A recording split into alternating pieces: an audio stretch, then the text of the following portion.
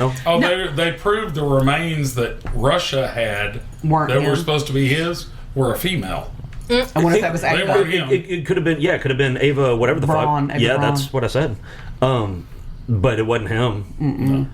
And there was that one show where they actually found all the... like that would never not have an exit plan. Well, and she was watching a show about that, and they actually went to this compound that... Yeah, we watched it too. Oh, yeah, and they found all the Nazi paraphernalia and shit like that, the insignias and shit like that. Yep, like scattered in the yard and shit. Like they had to be thick on the ground to be found the way they were found. I don't believe he died in that bunker either. Nope. But yeah, I mean...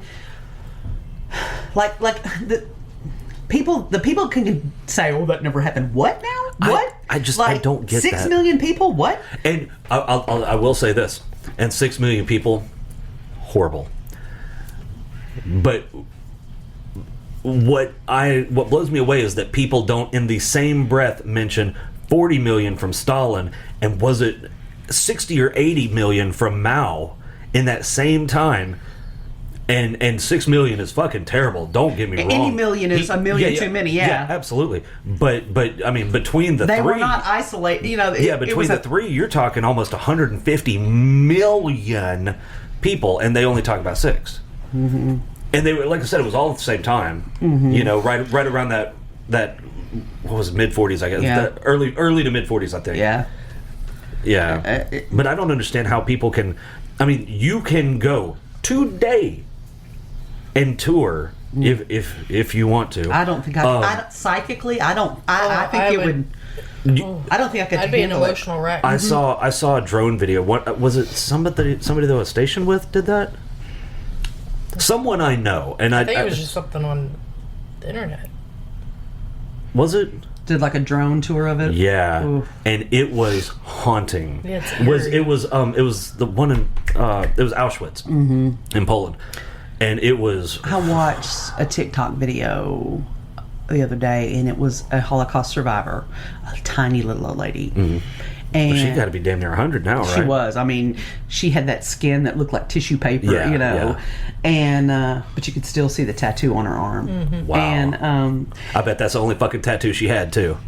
And they, I got that fucker covered up, I think. They were asking her, like, what were you in that place, in that time? What was it? What were you afraid of? And she said, living. Yeah, I can imagine. Mm-hmm. She was like, because every day you were. I mean, when you get to a certain point, I bet every day you're wishing for death. Mm-hmm. She was like, really, like when we would see them take people away and they didn't come back, we were almost jealous, and that just like made me sick. Like, but I mean, I understand how you, but it just, and she was like, were there, and somebody asked her, like, were there good guards that tried to help you? And she kind of chuckled and she said, no, there were no good guards at Auschwitz. Good people would not work at Auschwitz. Anybody that tried to be good ended up on the inside with us. Yeah, well, that's what I was about to say, because a lot of people forget, and I hate to quote Captain America, but... I don't know, I kind of dig him. But, well, not him specifically, but the movie. But there's a line where Stanley Tucci says people forget that the first country that Hitler invaded was Germany. Yeah. So these guys, they didn't have a choice. It was do what we tell you to do, or you get to go on the other side of the fence. Or a bullet behind the ear, or we'll kill your family and make you watch. I mean, there was no volunteering, But I did see a picture that came up across my timeline. It was a couple of days ago, and I wish I could remember the lady's name. She was 15, 16 years old, something like that. She was a Jewish spy. I saw that. And they were getting ready to hang her, and they were like, this is your last chance. Tell us who you're working with. And she said, go ahead and hang me. You'll find out in a couple of minutes. Or you'll find out shortly. I saw that too. Yeah, I was like, well, if you got to go out, give them the finger on the way. Yeah, I mean, and it makes like the people, like thinking about how real the stakes were. It makes you just kind of be in awe of the people that smuggled and hid people and did buck the system to try to make a difference. It's like, that's a level of bravery that is hard to imagine. You know? See, this is the stark difference between 2 generations ago and the horse shit that we see now. Because that was balls. Big ones. The stupid shit that people are fighting about on the internet now. No, your social justice cause does not mean dick to me. Sorry. Yeah, I mean, these literally, like, I read this one article about this. I think he was a doctor, but somehow he was smuggling. He was smuggling kids in his fucking Bag. briefcase. Yeah, It was like medical babies bag. in his medical bag. Yeah, and he could carry like 2 at a time, but they had to be like super quiet. Yeah, and I think they had to like drug them so they wouldn't cry out or anything. And first of all, can you imagine every step The grip strength. you're Oh, waiting for that shot between your shoulder blades because you just know that you're going to give it away or there's going to be something. And Or somebody's going to hear something. yeah, and I mean, so I just feel like there was just drilling down in between. And then, but then I saw a thing where he was very, very old, and this was back, I don't know, it was like a decade or more ago, but they honored him, and they had all of these children and their families in an auditorium. He didn't know that they were I'm the babies. goosebumps now, and like just everywhere he looked It was them, and all their kids, all their grandkids. So the whole all their, thing he looked out the on. whole thing Everyone was alive because of him. That's crazy. That's I don't know what that is, but that's a level of bravery and selflessness that that gives me chills thinking about it. And, and the whatever year anniversary of D-Day was this month, and those were heroes. They were the deal. They were the real deal. What gets me, and again, just this constant comparison between what happened then and what we see now. And it's like, you've got motherfuckers now who just, they take up some social justice cause because they want to marry a tree or fucking whatever stupid shit it is. It's a good way to get splinters. These motherfuckers went to certain death. Those Omaha and Normandy were stained red for years. That's what, like, Ross and I were watching them. Hold on, let me say that again. The beaches were stained red with their blood for years. Years of constant wave motion, and they still stayed bloody. Just when you think about, like, because we were watching a movie that was from that time, about that time, and just like, I don't understand how anybody survived. Like, how do we exist? How did enough of our grandfathers come home to make us? You don't want to know. I mean, but it's just like, because here wasn't a whole lot of strategy. All right, so first of all, let me say that I have nothing but honor and respect for those guys.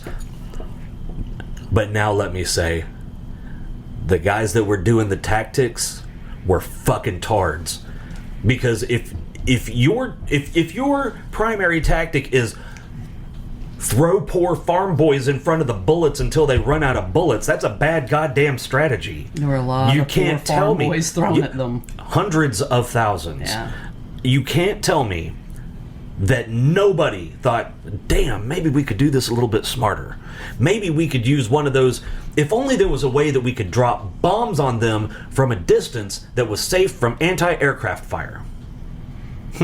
Nobody thought of that? Yeah. I mean, fuck. I read a book about this unit that they had, and their whole purpose was to parachute behind the lines and set, some of them were women, and set up like radio signals, like hiding them in the thing so that they could triangulate and then drop bombs. It was incredible. And that's what you wanted to do. And that was in France. Yeah, that's what I was basically going to do. Oh my God. It was, it was like, if they were caught, they were dead. Oh yeah. Dead. Mm-hmm. It just, like, that was an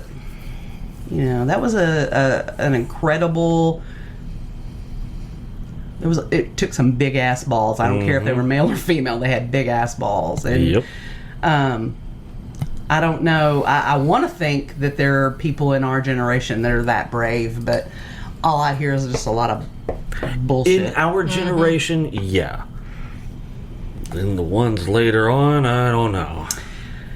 There's always. I mean, some, there's a few, but like, just people are just so in love. Each generation gets worse and worse until we're just all gonna die out. Well, no, you know what it is. There's a saying, and I'm gonna fuck it up. I know, but it's hard times create strong men. Mm-hmm. Strong men create good times.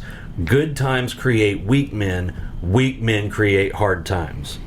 So, we're on the last one right now. Mm-hmm. You know, yeah. And I mean, this is sort of a segue, but how are we on time? 5 minutes. 5 to 20. Yeah, okay. I don't see what's funny. Well, nothing then. We had a horrible I guess thing I'll just shut the fuck happen up in and our go back community this week. Oh, yeah. And I've tried I haven't said anything publicly on it because I'm trying not to. Until now. Well, but even now, I'm not going to say much about that because we haven't seen the footage. We don't know what happened. I know that it's really, really tragic. And I know that well, we can say it was an officer-involved shooting. It was an officer-involved shooting with a young man. He'd had car trouble. White officer, white boy. It was like 3:30 in the morning, and he'd had his car in his truck in the shop, and he was trying to get it to go home and go to work the next day. Yeah, it was his friend's, I think, uncle's shop. Yeah. So they knew they were in the shop. He was letting them use it, and they were something that the cop saw. It was 3:30 in the morning. The truck was acting, probably slipping, and so it looked like it was erratic driving. Right. Is what I figured happened. Like the thing, because it was a transmission problem. Yeah, it was a transmission. But you've got to, when you're testing out the transmission, you've got to get up to about 50, 60, you've got 60 to miles do the an hour. Stop and the shift and the to get it to shift through the gears. So it would have looked like erratic driving, I guess, maybe. And I don't know. The kid jumped out with a quart of oil in his hand. The cop thought, I guess it was a gun. No, he jumped out with something in his hand to chalk the wheel. Yeah, the oil jug. And it was an oil can. Oh, okay. Yeah, because it wouldn't go all the way into park. Yeah. So and the cop saw him jump out with something in his hand. He opened fire, shot the kid in the neck, and the kid died. It's sickening. I'm sick for everybody. What was it?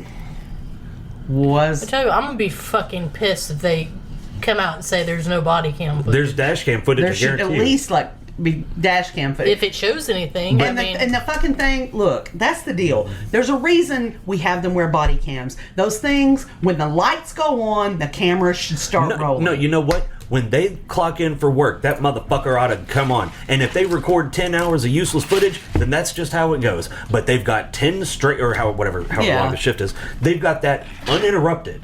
So they know if something happened, we can go back and look at that time. And it doesn't shut off until they log out. This bullshit of, well, the cam wouldn't work, and that's getting old. I'm tired of hearing that when people die.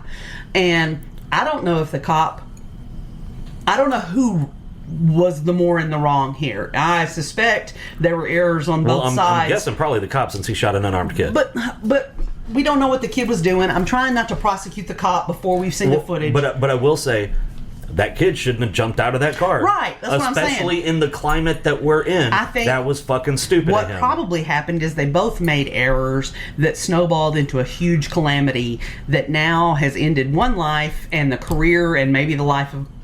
I don't know, everything I've heard doesn't make sense. Like, him jumping out, he was driving, right? Mm-hmm. Did he have a passenger with him? Yes, the kid. He did have but the driver's friend. the one that jumped out? Mm-hmm. Why would the driver jump out if you couldn't put it in park? It would have been rolled. So that doesn't make sense. That's why he jumped out, was to run back there and chalk that tire. But why wouldn't the passenger Why wouldn't he keep his foot on the brake and the passenger I heard do another that? story where it wouldn't...